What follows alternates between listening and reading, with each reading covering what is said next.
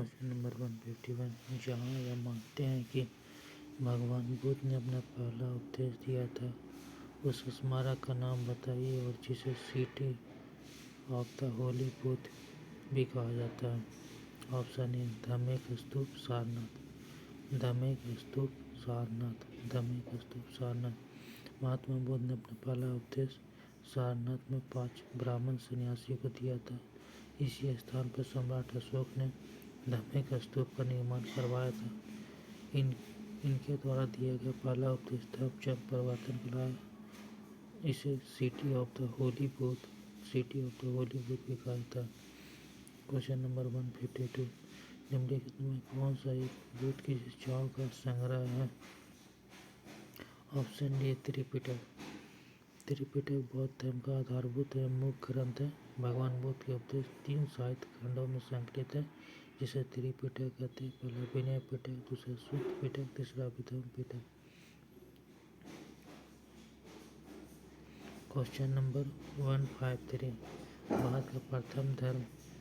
भारत का एक धर्म ज़ोरोआस्ट्रियन मुख्य रूप से किस राज्य में पाया जाता है? ऑप्शन ए महाराष्ट्र में। भारत का एक धर्म ज़ोरोआस्ट्रियन मुख्य रूप से किस राज्य में पाया जाता है?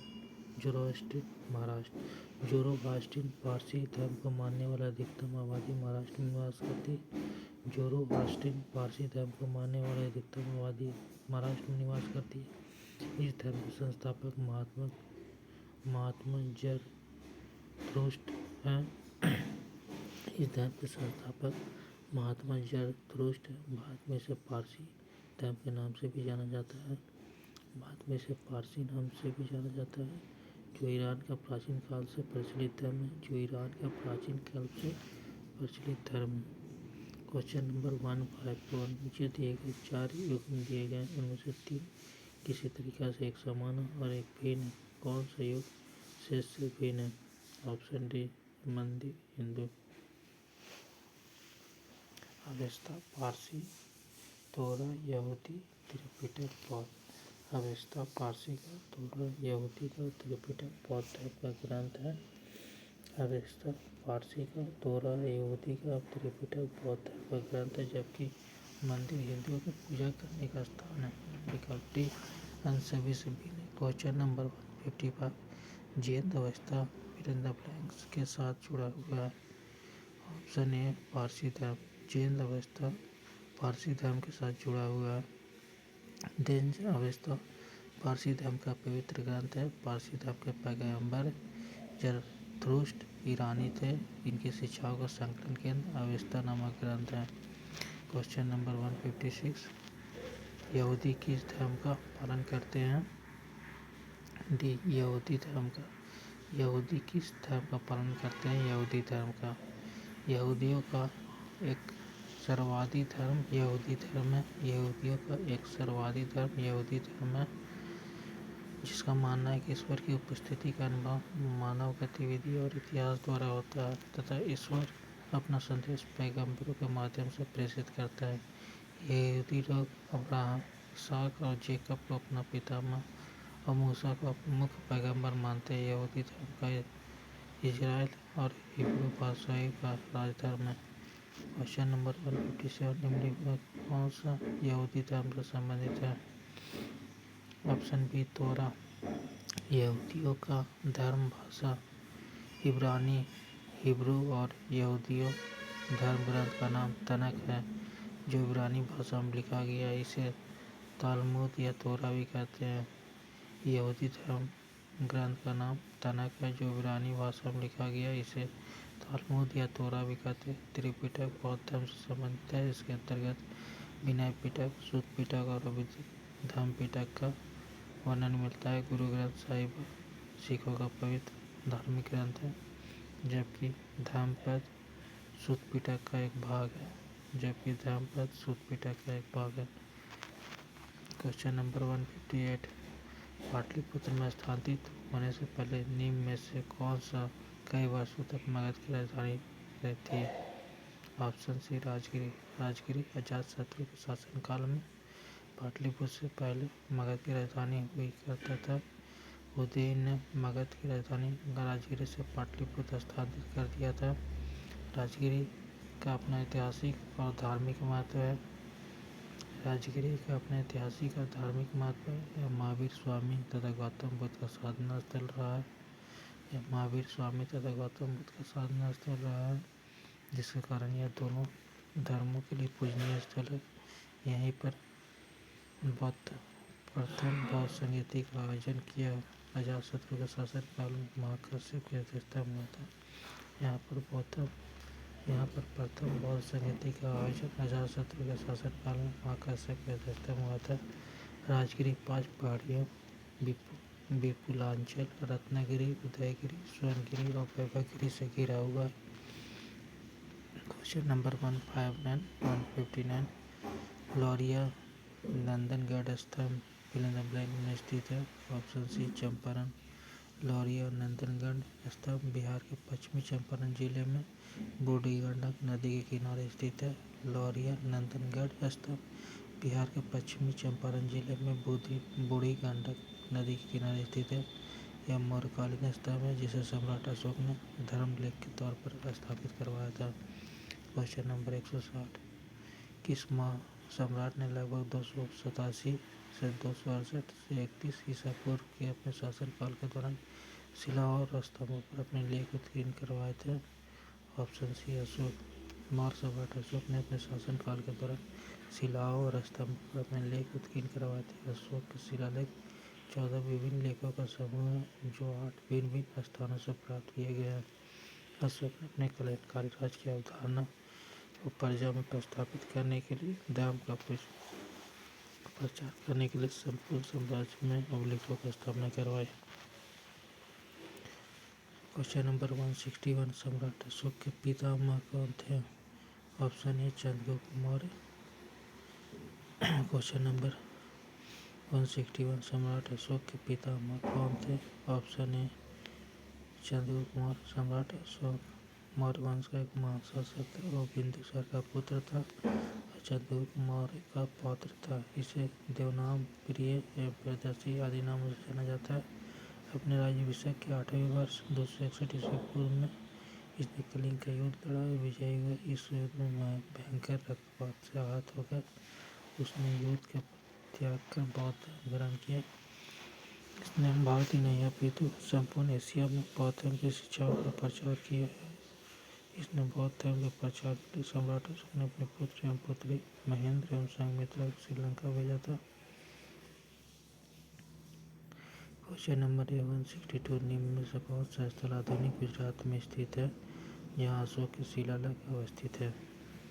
Option C Girnar. गिरनार गुजरात के जूनागढ़ के निकट स्थित पहाड़ियाँ हैं।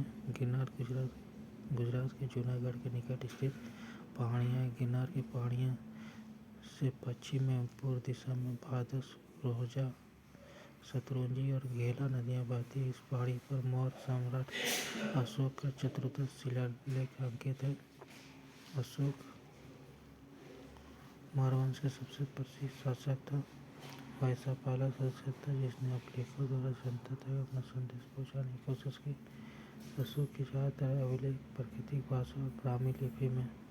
अशोक के ज़्यादातर अभिलेख प्राकृतिक और ब्राह्मी लिपि में। क्वेश्चन नंबर 163 लगभग 260 ईसा पूर्व किस मौर्य सम्राट ने कलिंग को जीतने के लिए सैन्य अभियान का नेतृत्व किया था? क्वेश्चन नंबर 163 लगभग 260 ईसा पूर्व किस मौर्य सम्राट ने कलिंग को जीतने के लिए सैन्य अभियान का नेतृत्व किया था? Option C Ashoka. लगभग 261 ईसा पूर्व मौर्य सम्राट ने कलिंग को जीतने के लिए सैन्य अभियान का नेतृत्व किया था। कलिंग युद्ध मौर्य साम्राज्य और कलिंग राज्य के बीच लड़ा गया था, जो वर्तमान में उड़ीसा और आंध्र प्रदेश का उत्तरी भाग है। जिसके परिणाम स्वरूप अशोक ने कलिंग के राजा अनंत पद्मानन को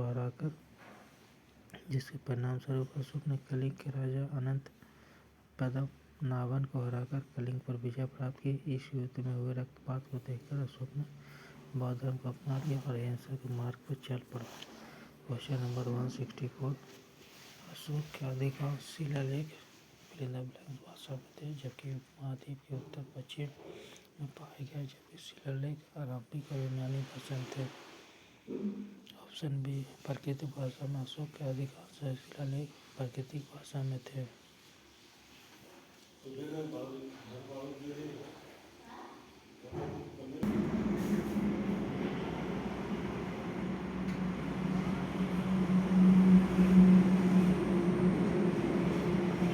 क्वेश्चन नंबर 165, मौर्य शासन के दौरान निम्नलिखित में किस प्रांत को कर्नाटक में सोने के खान का केंद्र माना जाता था?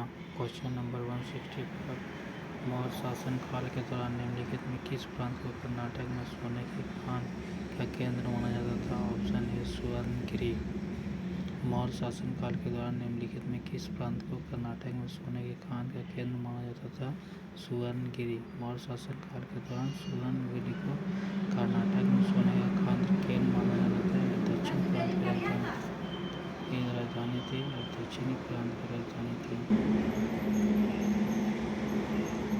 क्वेश्चन नंबर 166, सेल्यूकस निकेटर नामक फिल इन द ब्लैंक शासक द्वारा मेगानेस नामक राजदूत को चंद्रगुप्त मौर्य के दरबार में भेजा गया था। ऑप्शन डी, यूनानी। सेल्यूकस निकेटर नामक यूनानी शासक द्वारा मेगानेस नामक राजदूत को चंद्रगुप्त मौर्य के दरबार में भेजा गया था। सेल्यूकस निकेटर सिकंदर का प्रमुख सेनापति था। सिकंदर की मृत्यु के पश्चात वह सीरिया यूनान का शासक बना। सिकंदर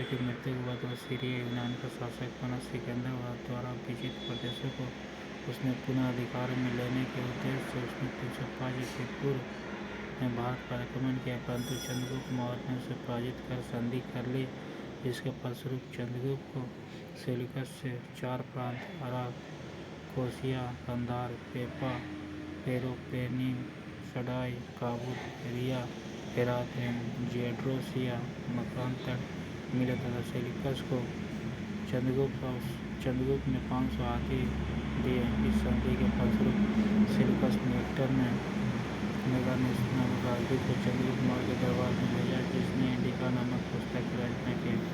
क्वेश्चन नंबर 167, मौर्य शासक अशोक द्वारा निर्मित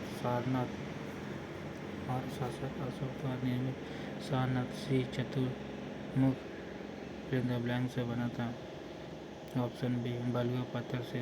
मौर्य शासक अशोक द्वारा निर्मित सारनाथ श्री चतुर्मुख बलुआ पत्थर से बना था। अशोक द्वारा निर्मित सारनाथ श्री चतुर्मुख धर्मचक्र प्रवर्तन की घटना का स्मारक है।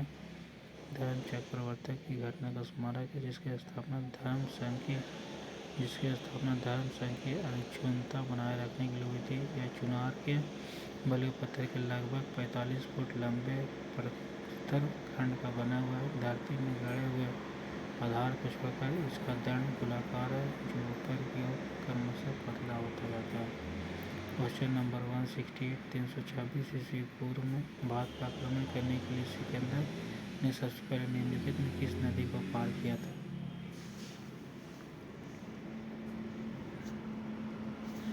326 ईस्वी पूर्व में भारत पर आक्रमण करने के लिए सिकंदर ने सबसे पहले किस नदी को पार किया था?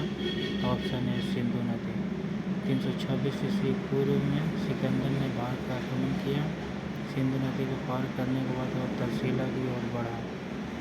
उसके बाद उन्होंने झेलम और चिनाब नदियों के बीच स्थित पंजाब के शासक राजा पोरस के साथ युद्ध करना पड़ा। इस लड़ाई को हाइडेस्पिस या झेलम में विजेता के युद्ध के नाम से जाना जाता है। इस युद्ध में पोरस की हार हुई। Question number 169, fill in the blanks. Madhya Pradesh में भगवान बुद्ध के सम्मान में महाराष्ट्र अशोक द्वारा बनाया गया बौद्ध स्मारक है। ऑप्शन डी, सांची स्तूप। सांची स्तूप के निर्माण सम्राट अशोक द्वारा 3वीं सदी ईस्वी पूर्व में सांची स्तूप का निर्माण सम्राट अशोक द्वारा 3वीं सदी में भगवान बुद्ध के सम्मान में लगाया था। सांची भारत के मध्य प्रदेश राज्य के रायसेन जिले में बेतवा नदी के तट पर स्थित छोटा सा गाँव है। सांची भारत के मध्य प्रदेश राज्य के रायसेन जिले में बेतवा नदी के तट पर स्थित छोटा सा गाँव है। रायसेन जिले में एक अन्य विश्व पर्यटक स्थल भीमबेटका भी है। सांची स्तूप वर्ष 1989 यूनेस्को की विश्व विरासत सूची में शामिल किया गया था। सांची का स्तूप का निर्माण किसने करवाया था? 70 number question. Option A Ashok ने। क्वेश्चन 171 बौद्ध धर्म से संबंधित प्रख्यात भवन संरचना धार्मिक स्तूप का निर्माण मूलतः फ्रांस के शासनकाल के दौरान कराया गया था। ऑप्शन डी मौर्य वंश। बौद्ध धर्म से संबंधित प्रख्यात भवन संरचना धार्मिक स्तूप का निर्माण मूलतः फ्रांस के शासनकाल के दौरान कराया गया था। बौद्ध धर्म से संबंधित प्रख्यात भवन संरचना धार्मिक स्तूप का निर्माण मौर्य वंश के शासनकाल के दौरान किया गया था।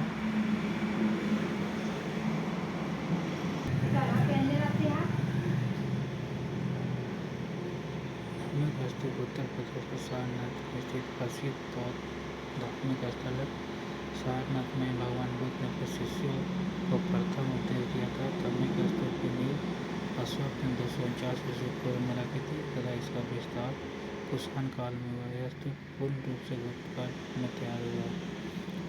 172 नंबर क्वेश्चन बौद्ध संरचना धार्मिक स्तूप कहाँ पर है? ऑप्शन है सारनाथ में। बौद्ध संरचना धार्मिक स्तूप कहाँ पर स्थित है? सारनाथ में। क्वेश्चन नंबर 173 तृतीय बौद्ध परिषद का आयोजन किसके द्वारा कराया गया था? ऑप्शन सी अशोक द्वारा।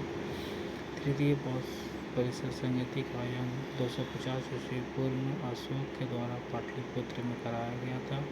तृतीय बौद्ध समिति का आयोजन 250 ईस्वी पूर्व में अशोक द्वारा पाटलिपुत्र में कराया गया था। इसकी अध्यक्षता मुरली तीर्थ द्वारा की गई थी। इसका उद्देश्य संघ भेद के विरुद्ध कठोर नियमों का प्रतिपादन करना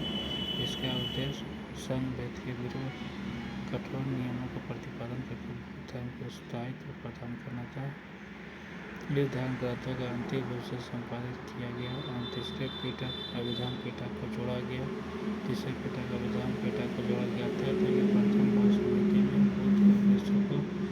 प्रथम बौद्ध समिति में बुद्ध के उपदेशों को दो पिटकों को विनय पिटक और सुख पिटक में संकलित किया गया था। क्वेश्चन नंबर 174 चंद्रगुप्त मौर्य वंश के संस्थापक थे। भारतीय इतिहास में उनके शासन के बारे में भी कौन सा कथन गलत है? ऑप्शन बी बैरम खान का सबसे सहयोगी संरक्षक और मार्गदर्शक था। ये अकबर के समय का था। इसमें सही है। यूनिवर्सिटी के अंदर अलेक्जेंडर से मुलाकात की और उसकी सेना में शामिल हुए ताकि मैसेडोनियन युद्ध कौशल को सीख सके। चंद्रगुप्त मौर्य को पहले अखिल भारतीय साम्राज्य की स्थापना का श्रेय दिया जाता है। साम्राज्य का पुरातात्विक साक्ष्य कई कस्बों और शहरों का अस्तित्व को दर्शाते हैं, जिसमें सबसे प्रमुख राजधानी पाटलिपुत्र है। मौर्य राजवंश का संस्थापक चंद्रगुप्त मौर्य था। चंद्रगुप्त मौर्य को प्रथम अखिल भारतीय साम्राज्य की स्थापना का श्रेय दिया जाता है। यूनानी राजदूत मेगास्थनीज कृति इंडिका चंद्रगुप्त मौर्य के दरबार में आया था। चंद्रगुप्त मौर्य जैन धर्मावलंबी का था तथा अपने जैन क्रिया संहिता विधि द्वारा कर्नाटक के श्रवणबेलगोला में अपने प्राण त्याग दिए थे, जो कि बैरम खान अकबर का वंशज था। क्वेश्चन नंबर 175 अशोक तर्कसिद्ध रूप से प्रारंभिक भारत के सबसे प्रसिद्ध शासक थे। अशोक तर्कसिद्ध रूप से प्रारंभिक भारत के सबसे प्रसिद्ध शासक थे, जिसने कलिंग पर विजय प्राप्त की। वे से पौधे थे।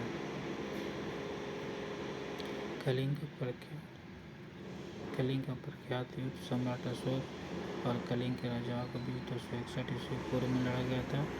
सम्राट अशोक मौर्य वंश के शासक बिंदुसार के पुत्र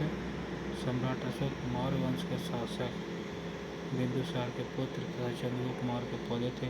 इस युद्ध का वर्णन सम्राट अशोक के 13वें शिलालेख में है।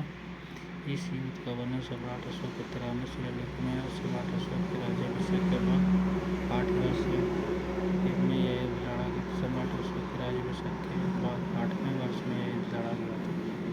क्वेश्चन नंबर 176 ऐतिहासिक ग्रांड ट्रंक का निर्माण कई शासकों द्वारा कराया गया था। ऐतिहासिक ग्रांड ट्रंक रोड का निर्माण कई शासकों द्वारा किया गया था। मौर्य शासनकाल के दौरान इसे क्या कहा जाता था?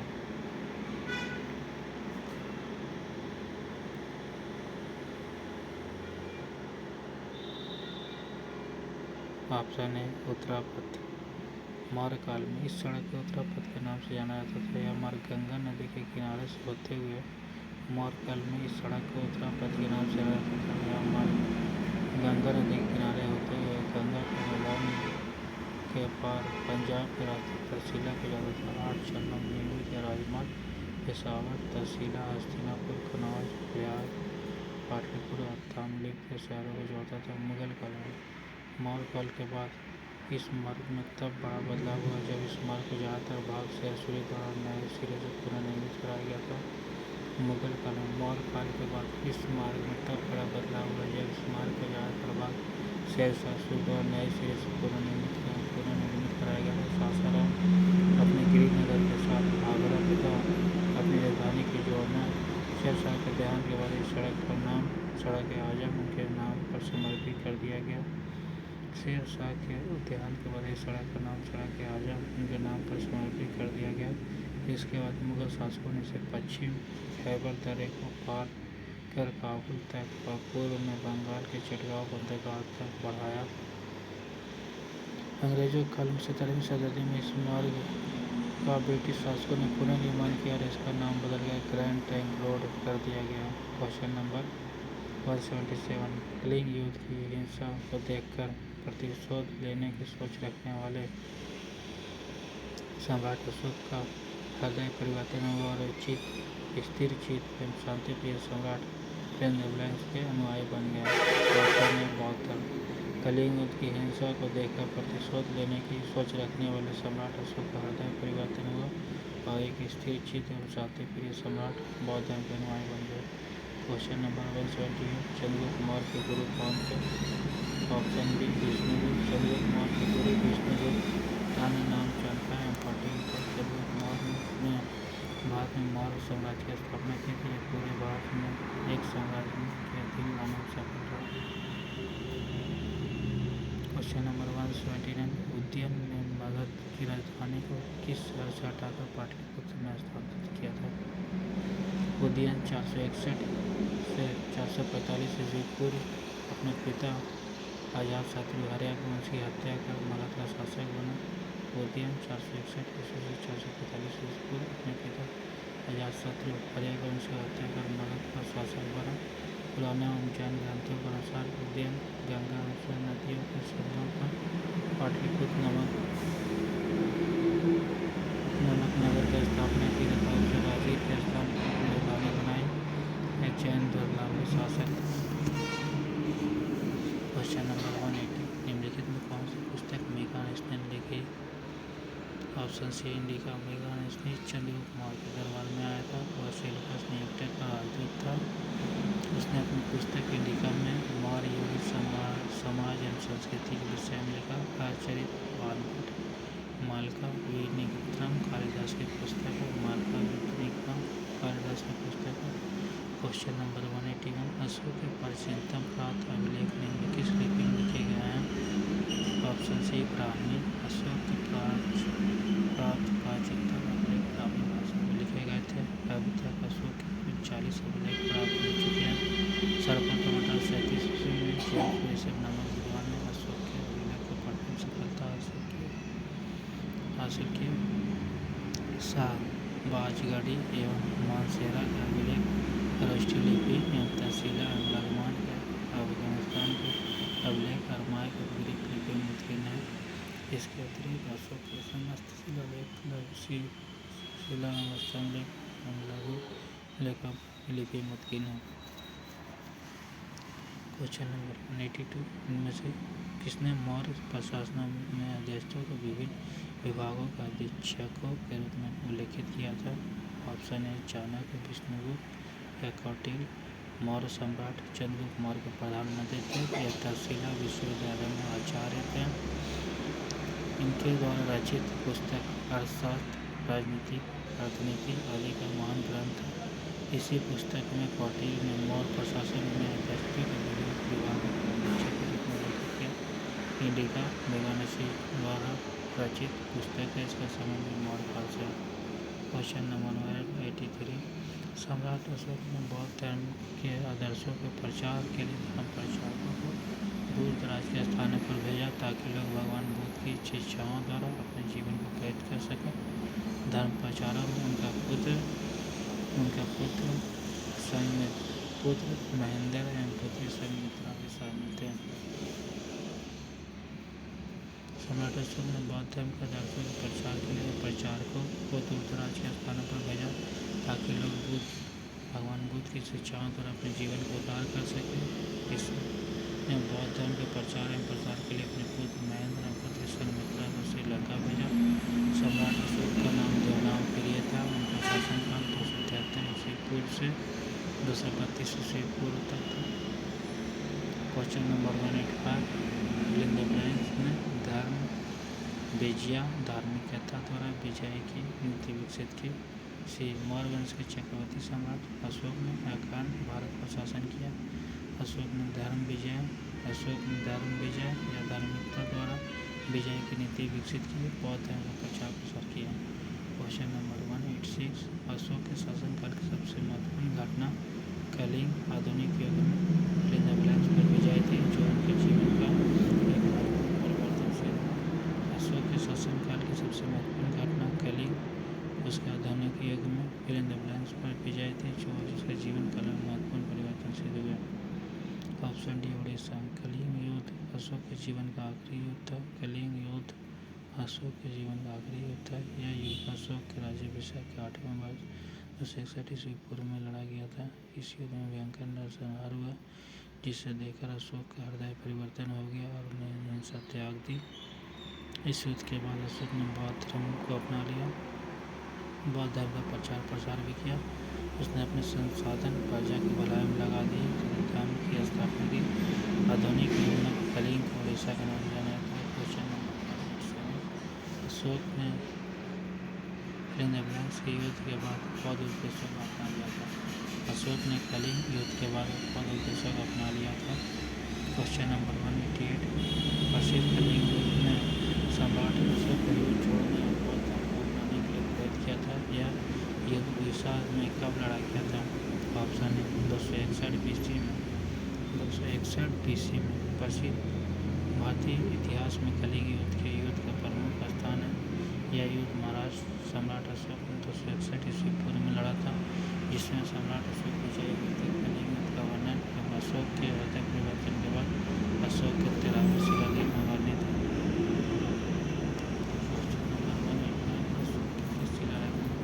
कलिंग युद्ध में अशोक के विजय का उल्लेख किया गया। अशोक के 13वें अभिलेख ऑप्शन अशोक के 13वें शिलालेख से कलिंग युद्ध के विषय में विस्तृत जानकारी प्राप्त होती है। कलिंग युद्ध में हुए नरसंहार से विचलित होकर अशोक ने युद्ध नीति को सदा के लिए त्याग दिया। क्वेश्चन नंबर 190 चंद्रगुप्त का पुत्र fill in the blanks Maurya साम्राज्य के सिंहासन पर बैठने वाला दूसरा शासक था। ऑप्शन डी चंद्रगुप्त का पुत्र बिंदुसार। चंद्रगुप्त का पुत्र बिंदुसार 258 ईस्वी पूर्व से 273 मौर्य साम्राज्य के शासन में बैठने वाला दूसरा शासक था। बिंदुसार आजीवक संप्रदाय का अनुयायी था। वायु पुराण में से भाद्रसार या वारिसार कहा गया। बिंदुसार को अमित्रघात के नाम से भी जाना जाता है। इसके दरबार में यूनानी राजदूत डायमेकस आया था। बौद्ध विद्वान तारानाथ ने इसे 16 राज्यों का विजेता बताया था। क्वेश्चन नंबर 191 सम्राट अशोक का पुत्र था जो मौर्य वंश से संबंधित था। मौर्य वंश का संस्थापक ऑप्शन सी बिंदुसार का पुत्र था। मौर्य वंश का संस्थापक चंद्रगुप्त मौर्य था। चंद्रगुप्त मौर्य का उत्तराधिकारी बिंदुसार हुआ जो 298 ईस्वी पूर्व में मगध की राजगादी पर बैठा। बिंदुसार का उत्तराधिकारी अशोक महान हुआ जो 269 ईस्वी पूर्व में मगध की राजगादी पर बैठा। राजगादी पर बैठने से समय अशोक अवंती का राज्यपाल था।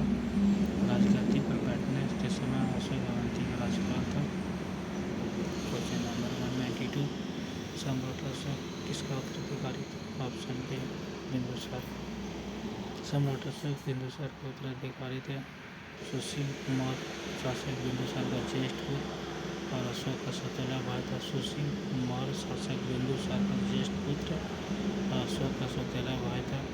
Question number 193। सम्राट अशोक ने पत्थर के स्तंभों और पत्थरों के तख्तों पर अपने ग्रंथ आदेश उत्कीर्ण करवाकर अपने राज्य के प्रमुख स्थानों पर स्थापित किया ताकि लोग तदनुसार आचरण कर सकें। सम्राट अशोक 14 शिलालेखों उत्कीर्ण करवाए ताकि लोग उसे अनुसरण कर सकें। Question number 194। अशोक महान संबंधित है। ऑप्शन सी मौर्य वंश। अशोक महान मौर्य वंश से संबंधित है। Question number 195। सम्राट अशोक महान सम्राट अशोक किस वंश से थे? ऑप्शन ए मौर्य वंश है। Question number 196। Fill in the blanks. Maurya वंश की राजधानी थी। ऑप्शन बी पाटलिपुत्रा मौर्य वंश की राजधानी थी। मौर्य साम्राज्य की स्थापना चंद्रगुप्त मौर्य ने 323 ईस्वी पूर्व में की थी। मौर्य साम्राज्य की स्थापना चंद्रगुप्त मौर्य ने 323 ईस्वी पूर्व में की थी। उन्होंने नंद वंश के शासक घनानंद को पराजित कर मौर्य साम्राज्य की स्थापना की। मौर्य साम्राज्य की राजधानी पाटलिपुत्र थी। Question number 197। कौटिल्य का अर्थशास्त्र में फिल इन द ब्लैंक्स प्रशासन के बारे में जानकारी देता है। ऑप्शन बी मौर्य प्रशासन के बारे में जानकारी देता है। कौटिल्य या चाणक्य या विष्णुगुप्त सम्राट अशोक सम्राट चंद्रगुप्त मौर्य 323 से 298 ईस्वी पूर्व के प्रधानमंत्री थे। अर्थशास्त्र कौटिल्य द्वारा रचित एक संस्कृत ग्रंथ है। उन्हें चंद्रगुप्त के प्रशासकीय उपयोग तथा मौर्य काल के इतिहास को जानने के लिए इस ग्रंथ की रचना की।